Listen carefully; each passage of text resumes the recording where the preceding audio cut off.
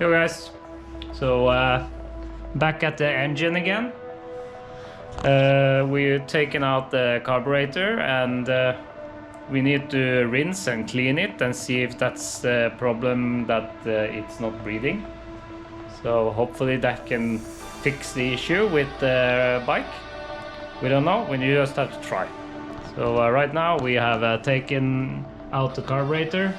Okay, so we checked the bike a little bit more, cleaned the carburetor, and it's not the faulty problem.